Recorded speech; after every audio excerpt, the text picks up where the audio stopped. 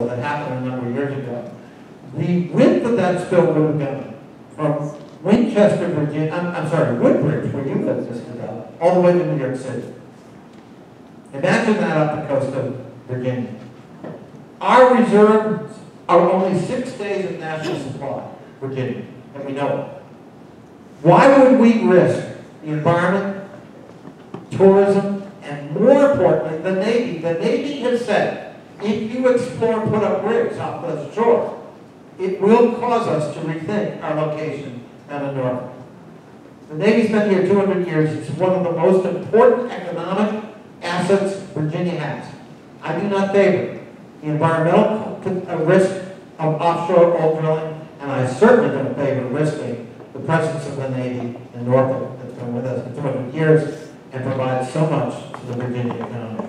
It's risky, it's reckless, and I'm glad to be joined by a number of my colleagues, Republican and Democrat, who represent coastal states in the East Coast. Start with Florida. The Republican governor of Florida understands the risk to his state. We got to too.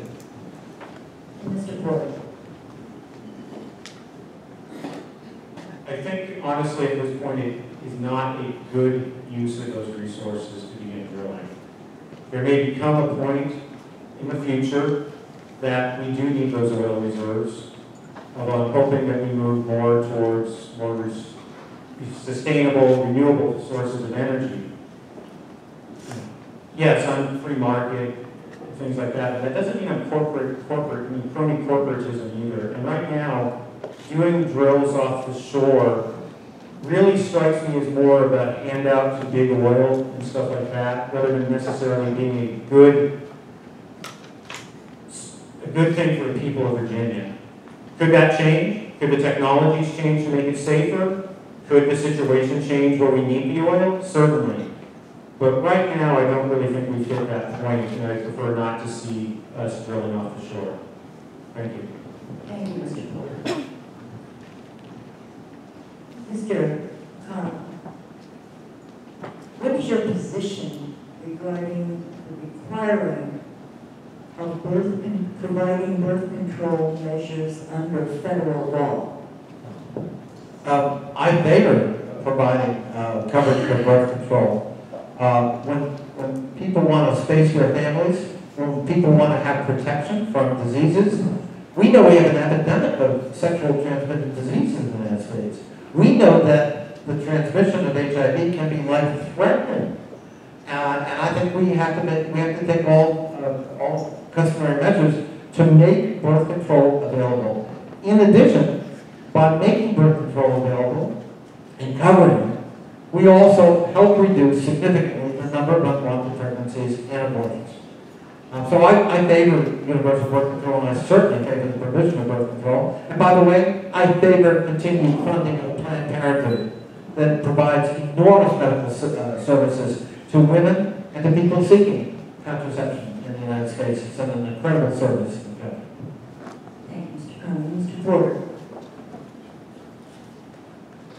Birth control, I believe, again, it would depend on exactly the structure. I tend to favor less government intervention in healthcare decisions. I tend to favor more free market solutions. But in the grand scheme of things, being sure that people have access to birth control is not a bad thing. I agree, especially being more of a pro-life candidate, that it does offer the opportunity to help cut down on abortions, which in the grand scheme of factors, like one against the other, I'm more in favor of providing more birth control, making things more open for birth control to people, than I am promoting and creating an environment where abortions are more likely. So. Mr. Dove? I don't necessarily believe that the federal government should step in with regards to birth control. I think that people have options with regards to going out and getting it from various locations, whether it's city and local health departments, whether it's their colleges, whether it's high schools now. There are plenty of opportunities for people to go and find these things that they need. It's just I feel like we're lacking as a community with regards to education, letting people know where exactly they can go to get these things, and it doesn't have to be something as the federal government is forcing down your throat in a sense. So I think that that's something that people need to be more cognizant of, and we need to address as a community, once again, to get this information out to people. All right, thank you. Mr. Porter, what is your position on sanctuary cities? I personally think that there are laws, and that rather than try to subvert laws, we should be trying to change them as appropriate. The idea that a city can just decide to not follow federal law sets dangerous precedents. Regardless of how you feel about the immigration issue specifically, it gets to be sort of a real slippery slope. I actually do believe that localities should have more control though over things, and at times some of the reasons why cities seek sanctuary status are things like, the government's not coming in promptly. They're saying, the sheriff in Fairfax, her big complaint was that these people are sitting in jail, federal government knows they're here, but then they're asking us to hold them beyond what we are legally entitled to hold them for. So I mean, there are valid arguments on both sides. So on that one, I really need to see the specifics, but I think sanctuary type things become somewhat problematic overall. Mr. Dove. I do believe, this goes back to our earlier question, the federal government needs to address immigration entirely as overall. Localities shouldn't be in this situation where they feel like they have to subvert, like Mr. Porter said, subvert national law, right? We need to make the laws so that these localities can handle these issues with illegal immigration, or how people feel like they're under fire by our government and have the potential to be deported. I think we need to address the immigration system as a whole, and that will address the issues with sanctuary cities. Now, saying that, I do not agree that there should be sanctuary cities. These locations should actually utilize the laws that are currently in place. They should be upholding the law of the land. If you do not agree with the law of the land, then that's a big problem, and you should be held accountable for breaking those laws. And so that's where I stand on it. I think the federal government needs to do more as it relates to updating the legislation that's out there, or updating the laws that exist in order to eliminate sanctuary cities by making it so they don't have to go that route. And Mr. Condon? I believe the whole concept of sanctuary cities is tainted by the right-wing bias against immigration. This is an attempt to try to persuade the public that there is an organized effort to actually avoid or disobey the law by localities and states. That's not true. Here in Fairfax, we've announced that we will not cooperate with ICE, as my libertarian opponent indicated, not to violate the law, but to detain people beyond the legal limits at the request of ICE because of ICE's behavior. If you want to talk about violation of the law, how about we start with separation of children from their families? Court after court in the United States found that was a violation of the law. And that ought to be something all of us concerned about. There are still over 500 children separated from their parents. Are you a parent? Are you a grandparent? Can you imagine the anxiety that child experiences, let alone the anxiety you as a parent experience? It happened in America. It's not right. If we're going to fix the immigration system, let's fix the immigration system. But let's start with making sure those who are charged with enforcing immigration law must be as pure as snow. They cannot be violating the law or abusing human rights in the execution of their duty. Mr. Dove, what do you think should be done about health care coverage for all? So we go back to that point that was just made. How many families were separated the entire time you've been serving? because that has been happening for a very long time. It's not a new problem. Also, just real quick, no loss. So, to go to healthcare, what I'll say is one of the biggest problems that seems to exist with our healthcare system is there's somewhat of a predatory nature with regards to how healthcare is distributed. You have somewhat of a predatory nature with regards to prescription drug prices, services that are levied by healthcare providers, et cetera, et cetera. That won't change with government control. What will happen is they'll just keep raising their costs. Just like with any other contracts that exist, those companies will keep raising their costs, those organizations will keep raising our costs until our country is pretty much desperately broke. And that's what would happen with if you go to some Medicare for All system. You would have these companies basically dictating where all of their taxpayer money is going. Is that what everybody wants? Because that's what's going to happen. I hear all these candidates talking about Medicare for All, but they don't tell how you're going to pay for it. Each and every one of us would be paying for it. Probably tenfold of what we actually have to give. And so, with regard to healthcare, it starts by addressing the issues with the costs. Like we haven't addressed it. Obamacare was passed, and the costs kept rising even though they said they weren't going to. And so we need to start there. Most insurance companies would tell you that the reason premiums have been going up in the last few years is because of Republican attempts constantly to undermine the Affordable Care Act. Risk insurance, quarters, price stabilization mechanisms, and even including in the tax scheme, repealing the individual mandate, which was a Republican idea from the Heritage Foundation. And yet, the program has expanded, more insurers are coming back this year, and the rise in premiums is going down. Despite Trump and the Republican efforts to undermine a law that was duly passed and found to be constitutional. Affordable care is necessary in America. I support the Affordable Care Act. I support the pro-consumer provisions on, for example, previous existing conditions that Republican legislation would repeal. I'd like to say to my young staff, if you're lucky enough to live long enough, you too will have a pre-existing condition. It's kind of, it's the human condition. But there were people denied health care coverage because they had one. Children with autism. That was defined by insurers as a pre-existing condition. That's lifelong. Devastating to families. Devastating. We had insurers who would watch, diagnoses, and the minute a woman got diagnosed with breast cancer, she was denied coverage.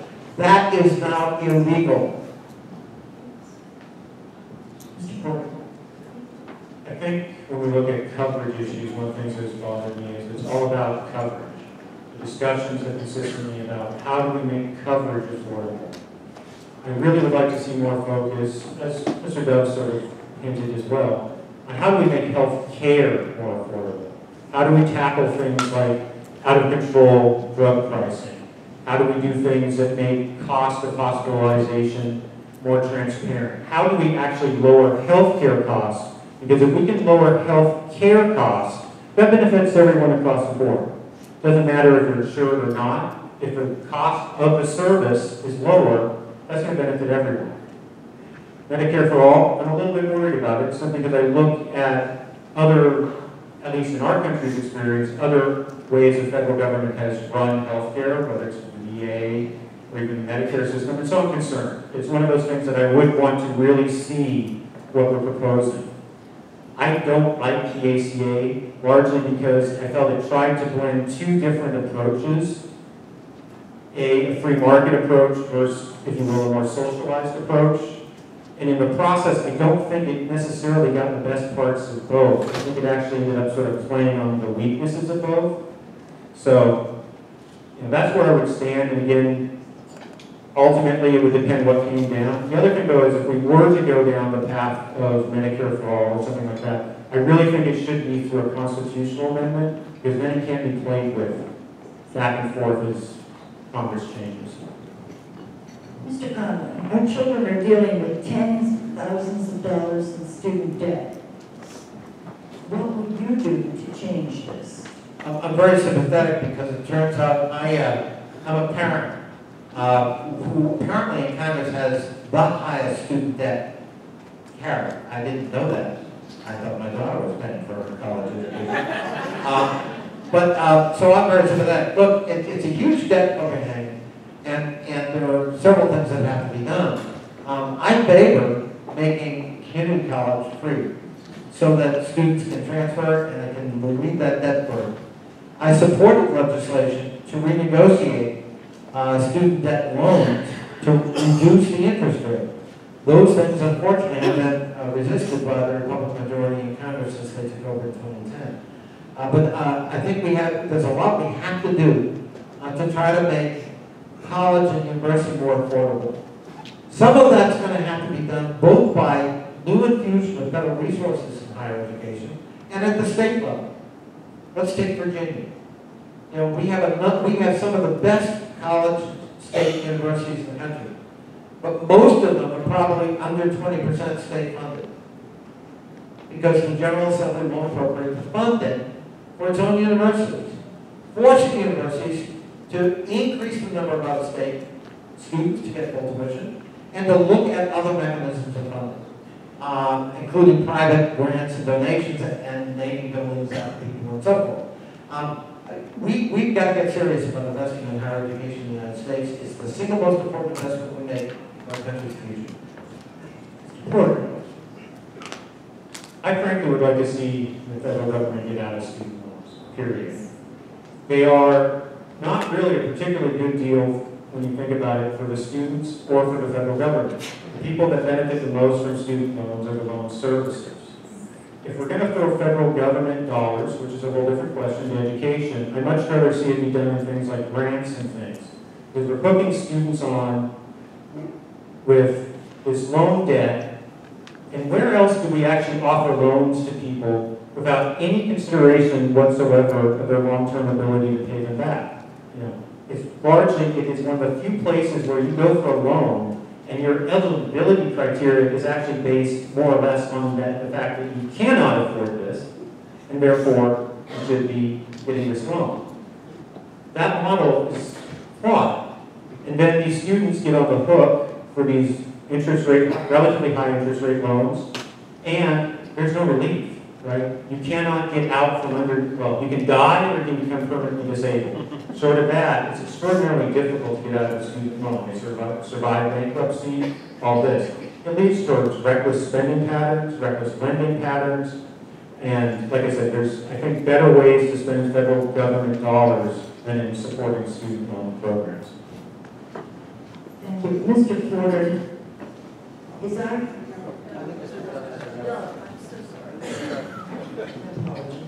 So real quick, I have a lot of friends that have been saddled with student loan debt.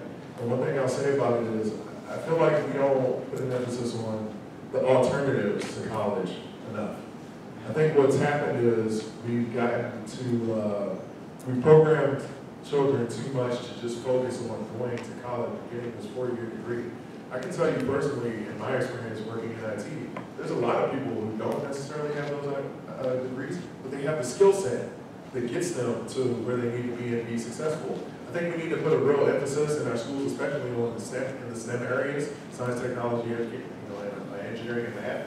I think those are things that we need to focus on. And a lot of those schools, the trade-related schools or the technical schools, are way cheaper than these colleges. And colleges have classes where kids don't even necessarily want to be involved in. I can tell you personally, I didn't want to go to sociology class, but I did it anyway.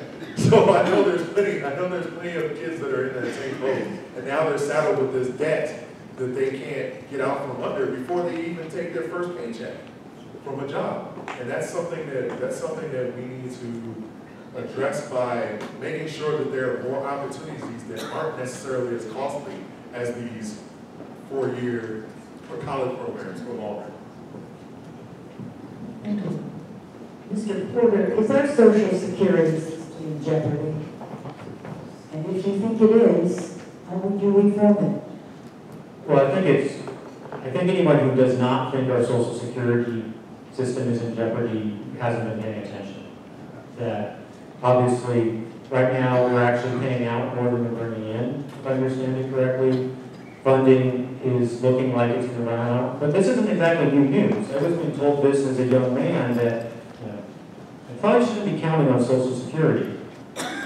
As far as how do we save it, it's several major problems with the Social Security system. One, it was never really designed to be a federal retirement pension program, and so it was never funded in that style. Two, when it was funded, it was looking at life expectancies on average of roughly 3 to 5 years past when you actually started collecting. Now people are routinely living 20, 30, potentially more years. So the system itself, if it's something we want to actually keep and maintain, basically is one of those other things that is just going to have to be overhauled. I honestly am not sure there is any way to truly save it. There are some things that might be able to extend it some, raising the retirement age, looking at the contribution caps, those type of things. But the system needs a lot of help. Mr. Dove? Yeah, I do agree. The Social Security system does need help. I would say that there's a couple lines of thought there. People talk about raising the age that you can start collecting, or raising the caps, etc. But I think it's become a problem to the point where you have people who we don't have enough workers currently to cover the people who are retiring. That's part of the issue with the funding that is coming about. Now, you would hope that with all these new employees that are coming into play, that we would be able to address it. But I think without changing the way we're doing spending or taking money from somewhere else to address this issue, we're not going to be able to completely do it. And I think what's happened over the past 30, 40, however many years is we haven't had people with the courage enough to go out and actually make a change to it, to address what's actually wrong. And I think that's something that would have to happen in Washington. But there's so many external forces pushing against that I think it would be really hard. But those are some of the ideas, just dealing with the age and changing the retirement cap to try and salvage the system.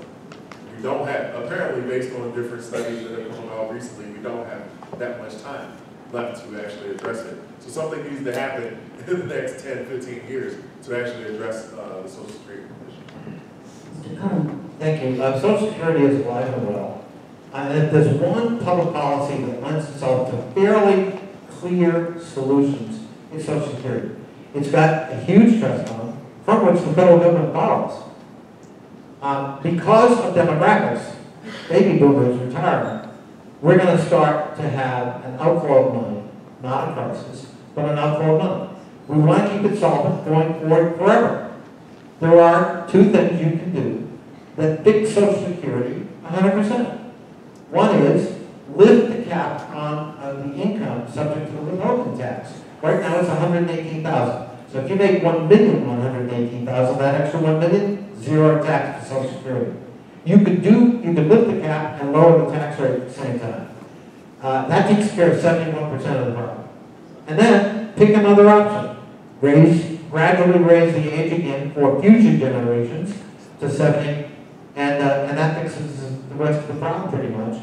Or go to change CPI in terms of how you calculate the COLA, or start means testing. Any one of those three things added to the withholding, the income subject to withholding, solves Social Security for the indefinite future. This is not an insoluble problem. And again, my friends on the other side of the aisle like to say it is to persuade you that Social Security is a bad idea and we just can't afford it. Not true. And oh, by the way, if we've got a rational immigration system and a lot more immigrants in the country, we'd have more people paying into Social Security as well. Mr. Dove, what are your thoughts on climate change? What would you propose regarding any legislation? And is there a way to work across the aisle on such actions? Once again, I don't think the federal government is necessarily the answer for this situation. I think that we have to have a lot more of discussion between private sector entities in different areas, right? Like, so, as an example, you have ex-coal company and a coal company. Those companies need to be working with each other to try and reduce, emissions and things of that nature. What I'm saying is there needs to be more discussion around actually innovating in these spaces to address our environment. We don't have enough of that. What we have is basically DC basically telling everyone, hey, you're going to do this. And when that happens, what happens is all these organizations, these companies, coal companies, whatever they may be, get stifled to the point where they're almost out of business.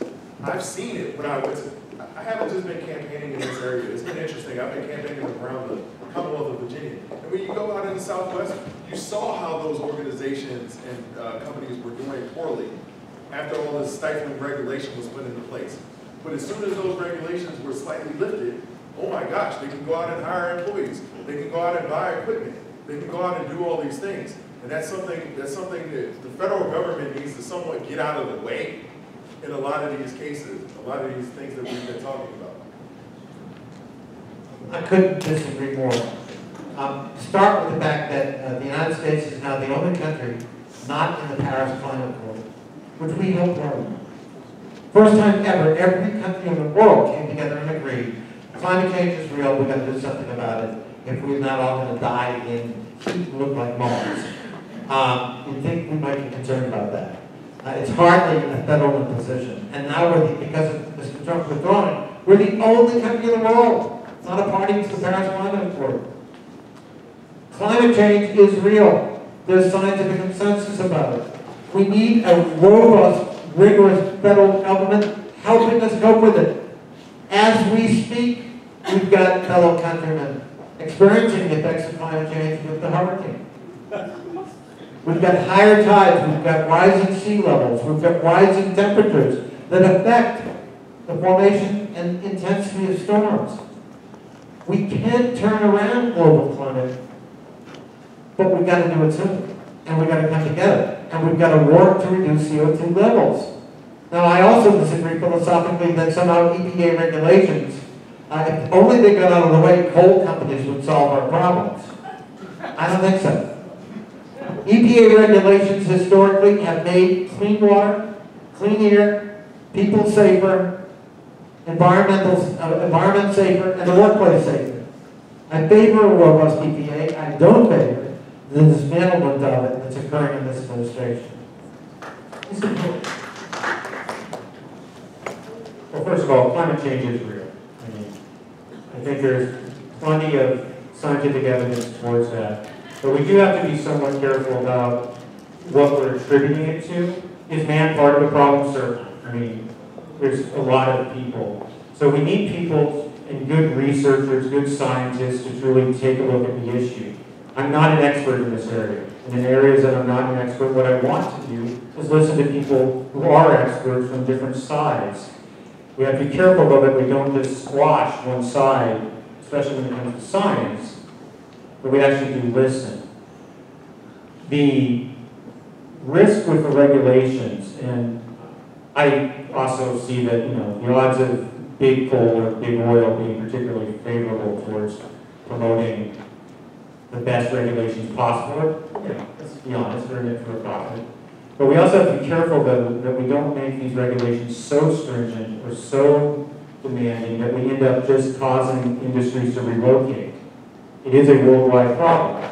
And if we end up causing pollution stuff to end up going to countries with even poorer controls, so we have to find that sweet point. And I'm not saying that's easy. It's not. If it was easy, we'd have solutions already. So I need some smart people. So if you're really smart about climate change, please come up in a campaign to help educate you a little more about this.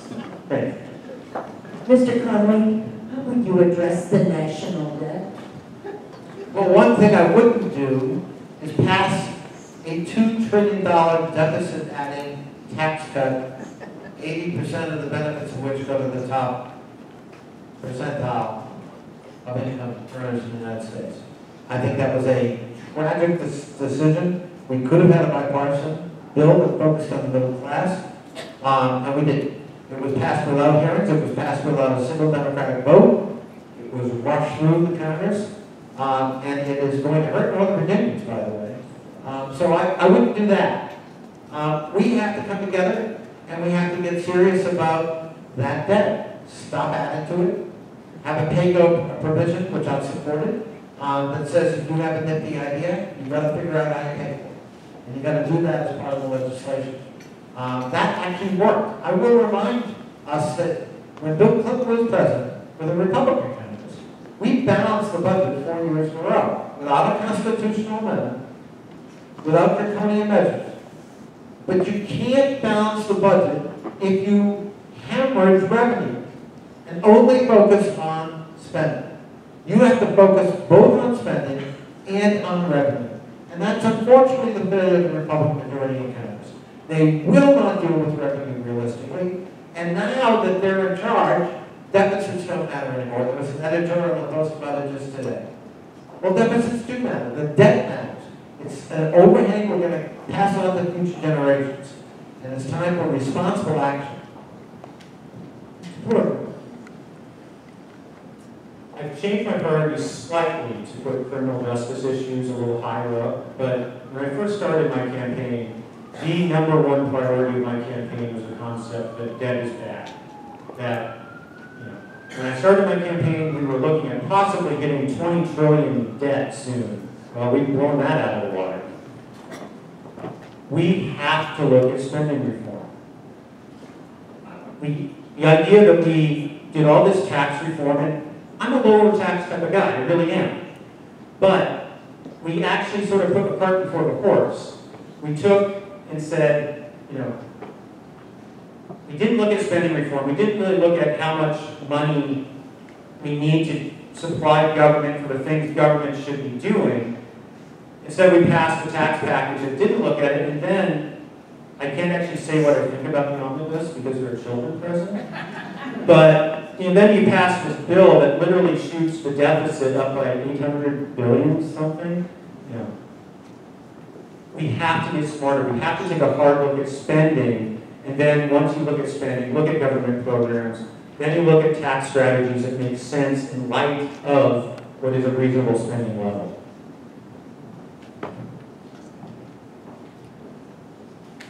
Mr. Dunn? Yeah, what I'll say about this, the debt is, one of our major problems, right? And one of the things that's happened over the past 10 years is our debt has ballooned to the number that it is today.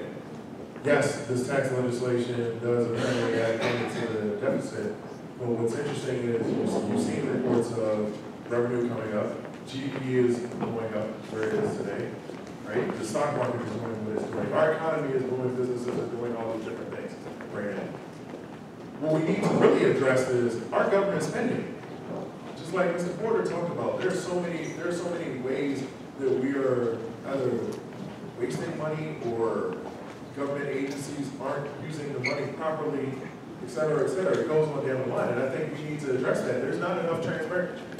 I hear this every single election cycle. We need more transparency in the government over and over and over again.